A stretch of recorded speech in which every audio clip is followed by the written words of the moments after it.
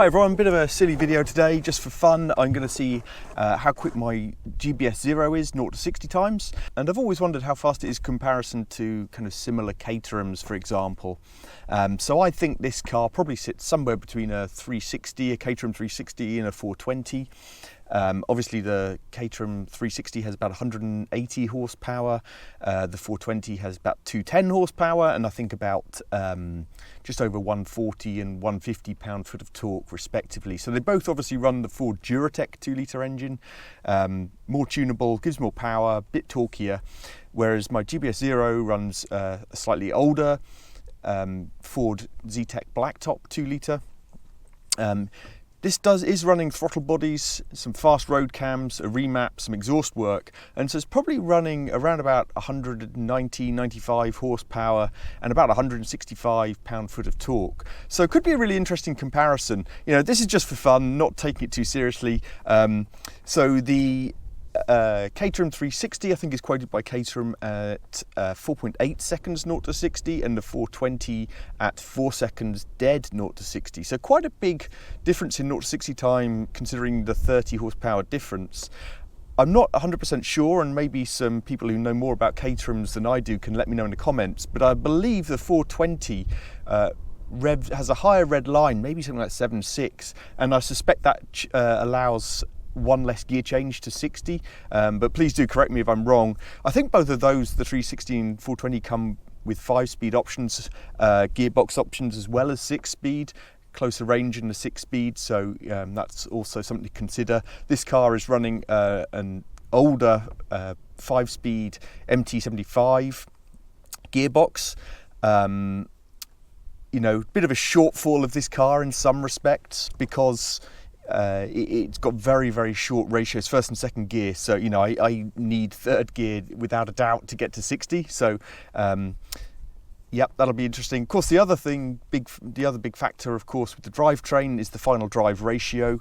I'm not 100% sure again, but I think that the Caterhams both came with a 3.9 final drive ratio, but it could have been 3.6.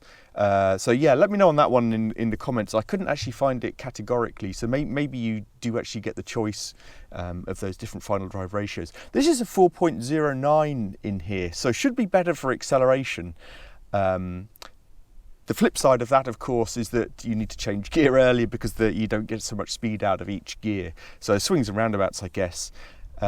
This does have a limited slip diff as well, which may or may not help getting off the line. Other factors, this is running 15-inch wheels. I think Caterham's available 13s or 15s, and it's 195 section tyres. And you know, the main thing, getting these cars off the line is tricky. They're so light at the back, you can just spin the wheels really easily. It's about 20 degrees or so, I guess, today. So it's fair conditions. So this car does have a digital dash, which does do a 0 to 60 timing itself. I have used it once. I don't think it's very accurate, so it'll be really interesting to see. I'm going to do the 0 to 60 times with a Dragy. Can't remember, this was a couple of years ago, and I seem to remember the best I got was something like 5.4 seconds. 0 to 60, really struggled to get the power down, just spin up the back wheels. So, you know, based on me thinking this is somewhere between a 360 and a 420S, you might think this might do around 4.5 seconds 0 to 60. I think I'll be really lucky to do that. I haven't got the driver skill. Conditions are okay, but maybe not the best. I suspect that's really the very best you can get, and it's quite hard getting these off the line. So I think I'll be pretty happy with anything sub 5 seconds, to be honest. Yeah, we'll see how we go anyway, just a bit of fun. So I'll get the Dragy set up and do a couple of runs and see how we go. So of course the other major factor I don't think I mentioned is weight. I think that the Caterhams I mentioned, 360R, 420R, about 570 kilograms from memory. It's obviously highly spec dependent. You can have with or without windscreens, different size wheels, with or without limited slip differential. So obviously the weight can vary quite a bit. But say around 570-ish. I don't actually know what this weighs. It's something I need to do actually, is take it on a weigh bridge, just out of interest really. But I suspect it's a bit heavier. Wouldn't be surprised if it's over 600 kilograms. So that will also be a factor as well. But yeah, let's see how it goes.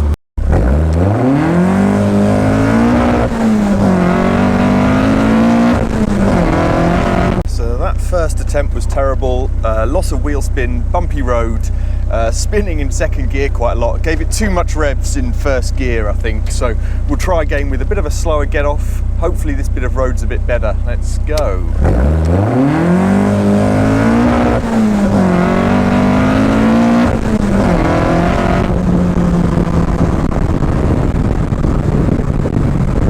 So that was, again, quite rubbish. Poor getaway by me. Lots of wheel spin, hit the limiter in second, I think, was it?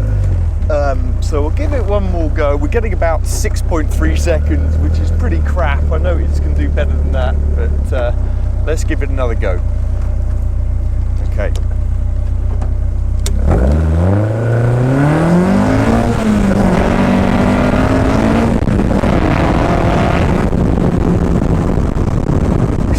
Consistently around 6.4, which is interesting. I'm still giving it too much. I need to feed in the throttle better in second gear, I think, as well. Just spinning the wheels. You can see quite a bit of tyre rubber that I've laid down here. Well, maybe the tyres are a bit warmer, so we'll give one more go here.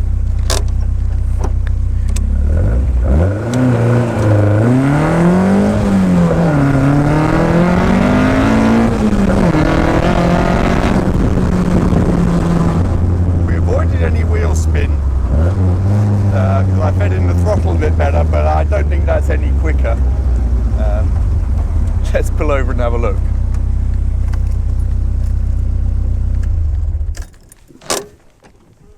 So I've done quite a few attempts now, probably 5 or 6. Don't want to put the car through anymore, to be honest. Not good. So they're all equally as bad. I'm getting in consistently badly in the 6s. So I think the best I got was 6.1. So pretty disappointing, but it was all just a bit of fun. I'm just struggling to put the power down. Obviously that's the problem with these cars. They're so light and no weight over the back wheels, and you just spin up. So trying to moderate the throttle on takeoff, but also when I started doing it, I was kind of flooring it straight into second gear and then just snaking down the road and spinning the wheels as I changed into second gear. So tried to kind of moderate a bit more, but actually couldn't seem to get much better. It's just traction limited. I thought it might be okay. It's a reasonably warm day today. Tyres were, warmish. But yeah, just not happening. I'm not going to try anymore because I'm just not very good at it. Interesting experiment anyway. The key thing is the limitation really with these cars with grip off the line, traction in the rear wheels. And of course this particular car with the MT75 and the 4.09 final drive ratio at the back means 2 gear changes, right? So that's got to add at least half a second with a good gear change and probably a lot more with my gear change. So yeah, obviously that's a major limitation. If you can do 60 in second, it's a lot better, right? And my time would obviously be a lot better. I'd be interested if anyone can clarify if the 360 needs 2 gear changes to 60. And really interested to see what other people get in GBS Zeros with different spec, but also people who have Caterhams, 360s and 420s, what are you able to get real world Dragy times? Just really interested to see the comparison, A, with this car, B, also what a comparison of what's advertised with what you're able to get, with an average driver in the real world. So interesting experiment. I'm going to have another go, one more go another day, I think. We'll pick some real choice conditions, maybe a better road. This is the road I'm using. It's kind of in the middle of nowhere. You can probably see around me. It's just fields of cabbages and things and potatoes below me. There's a lot of mud and dust on the road. Making my excuses here, but yeah, the road isn't the best quality, a bit bumpy as well, which doesn't help with the traction. So I think what I'll do is I'll try and find a better road. Trouble is, most of the roads around here are like this. But yeah, I'll find a better road and see if that makes any difference as well. So watch this space, and hopefully we'll get into the 5s next time. So I am a glutton for punishment. It's a couple of days later and I'm going to give the 0-60s another last attempt. So it didn't go all that well, as you saw a couple of days ago. I couldn't break the 6-second mark. So thought we'd give it one more chance. Poor old car can't take much more than that. So what have I done? I've done a couple of things. I wasn't quite sure if I was running on 95 or 99 fuel, so I've actually siphoned out the fuel, filled it up with 99. Every little counts. I have softened off the rear suspension, the dampers, to their softest setting in the hope that when I launch there's more squat in the car and it gets more grip. And I've also taken a few PSI out of the rear tyres, again same reason, it squats back on them, hopefully maybe a slightly greater surface area on the ground, a bit more grip. Obviously hoping the fuel gives me that a few extra horsepower, but the other two really just trying to get a bit more grip out of this car. You know, this is the problem with launching these cars, the lack of grip. It's very difficult to not spin the wheels. I think the overriding factor though is just my lack of skill. You know, I'm not ramming the gear changes. I'm trying to be as sympathetic as I can be to the car whilst, you know, launching the car isn't great anyway. The flip side is it's quite a light car, so hopefully you don't put too much stress on it, on components. But yeah, I really want to see if I can just brake. You know, previously I wanted to get under 5 seconds. That's not going to happen. So I would be pretty happy and content if I could brake into the 5s. The 6s just doesn't sound good. Anyway, I'm not overly optimistic, but we'll see what we can do and have another few shots today.